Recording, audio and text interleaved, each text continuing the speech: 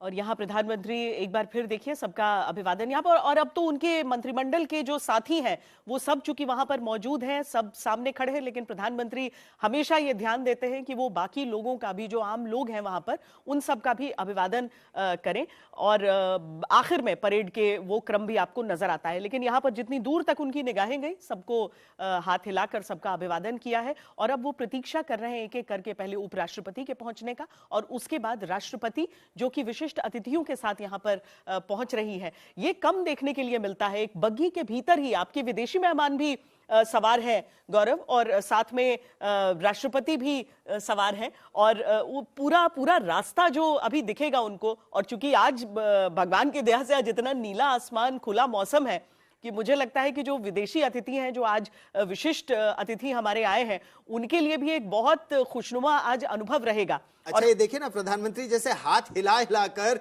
लोगों का अभिवादन स्वीकार कर रहे हैं। एक बात और, वीआईपी कल्चर कैसे दूर किया जाए, तो वो V1, V2, V3 इस तरह के अब दर्शक दीर्घा वहां नहीं है। नदियों के नाम पर गंगा, यमुना, ब्रह्मपुत्र, कृष्णा, कावेरी, गोदावरी, अलग अलग नदियों के नाम पर वहां दर्शक दीर्घा कर्तव्य पथ के उत्तर और दक्षिण दोनों छोर पर है श्वेता, और अलग अलग लोगों को आमंत्रित किया गया है। इस बार 50-50 दंपत्ति वहां पर अलग अलग राज्यों की पारंपरिक वेशभूषा में भी आज कर्तव्य पथ पर है जी। और काफिला हम उपराष्ट्रपति का देख रहे हैं इस समय आते हुए।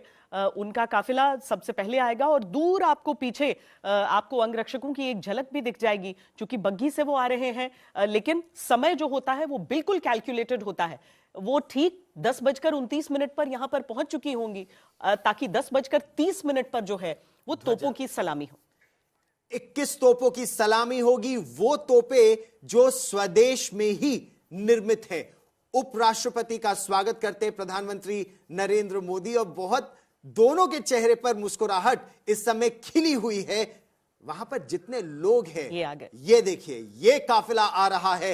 राष्ट्रपति अंगरक्षक लेकर आ रहे हैं राष्ट्रपति द्रौपदी मुर्मू को, उर्सुला फॉन डेर लायन को और एंटोनियो डे कोस्टा को। भारत और यूरोपीय संघ की मैत्री को दर्शाती कर्तव्य पथ पर यह भव्य तस्वीर है। प्रधानमंत्री अब तीनों सेनाओं के अध्यक्ष से मिलवा रहे हैं उपराष्ट्रपति को, यह भी एक परंपरा है। अब रक्षा सचिव से वो मिल रहे हैं, और कुछ क्षणों के लिए वो लोगों से मिलेंगे, और फिर ये तस्वीरें राष्ट्रपति अंगरक्षक की। इसके साथ ही तालियों की गड़गड़ाहट आपको कर्तव्य पथ पर दोनों ओर से सुनाई देना शुरू हो जाएगी। प्रधानमंत्री आगे बढ़ रहे हैं। वैसे तो विदेशी मेहमानों से मुलाकात वो कर चुके हैं पहले, लेकिन आज जब औपचारिक स्वागत यहां पर करेंगे, जो विशिष्ट अतिथि पहुंचते हैं, जब से प्रधानमंत्री बने हैं नरेंद्र मोदी, उसके बाद से हमने देखा है 2014 के बाद से हर साल एक अलग सोच के साथ जो विशेष अतिथि होते हैं उनको यहां पर चुना जाता है। यहां तक कि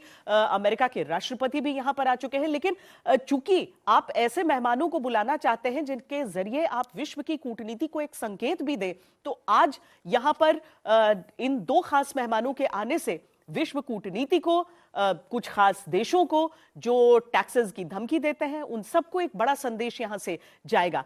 राष्ट्रपति अंगरक्षकों का यहां पर पहुंचना अपने आप में कितनी विहंगम तस्वीर है। 10 से अधिक उनके पास पारंपरिक पोशाक होते हैं, जिनमें ड्रेस होकर यहां पर पहुंचते हैं, और ठंड की सुबह में जब इन लाल जैकेट्स के साथ, लंबी जैकेट्स के साथ वो आते हैं, तो वो अलग ही तस्वीर हो जाती है। अच्छा, आपने लाल रंग का जिक्र किया श्वेता, ये लाल रंग बेहद महत्वपूर्ण है। लाल और सफेद कैवलरी का रंग, क्योंकि इसका एक मतलब भी होता है।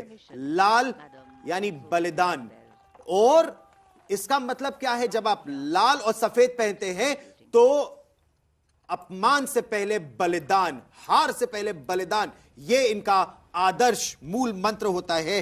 अपमान से पहले बलिदान, समर्पण से पहले खून। राष्ट्रपति अंगरक्षक के कमांडेंट कर्नल अमित बेरवाल और second in command lieutenant colonel Angad Singh Thind, जो कि अब सलामी मंच के सामने में एक कतारबद्ध खड़े हो चुके हैं। ध्वजारोहण होगा, जहां पर आज एक महिला अधिकारी ध्वजारोहण में राष्ट्रपति द्रौपदी मुर्मू के साथ रहेंगी। और ये भी एक परंपरा है जिसकी शुरुआत 2015 से हो गई थी गौरव, समय समय पर, यानी कि पुरुष अधिकारी भी होते हैं।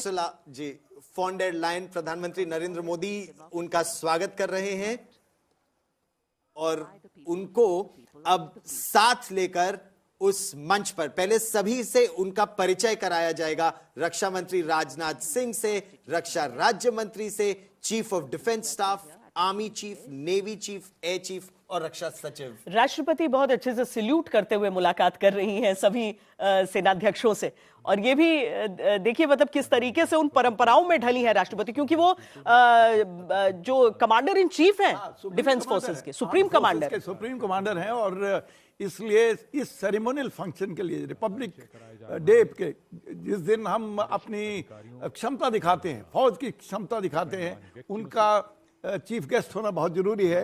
जैसे 15 अगस्त में प्रधानमंत्री होते हैं, क्योंकि प्रधानमंत्री इंडिपेंडेंस के साथ उनका जुड़ाव रहता है।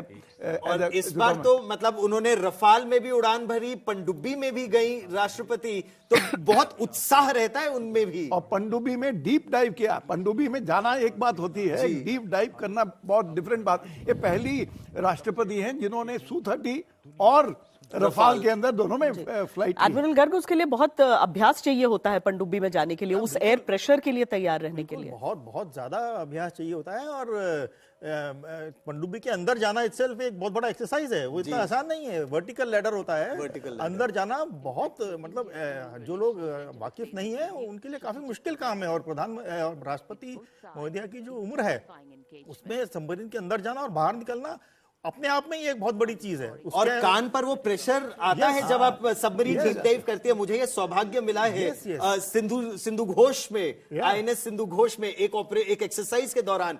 और पनडुब्बियों के लिए तो कहा जाता है कि वो कभी एक्सरसाइज में नहीं, हमेशा फॉरएवर इन ऑपरेशंस रहती है। एब्सोल्युटली। एंड ये एक बहुत बड़ा गर्व है और सम्मान है भारतीय नौसेना के लिए कि महामहिम राष्ट्रपति महोदया ने इतना समय निकाला, इतना सम्मान दिया भारतीय नौसेना को कि वो पनडुब्बी के अंदर गई और डीप डाइव करा। इससे ज्यादा गौरव की बात किसी भी नौसेना के लिए नहीं हो सकती।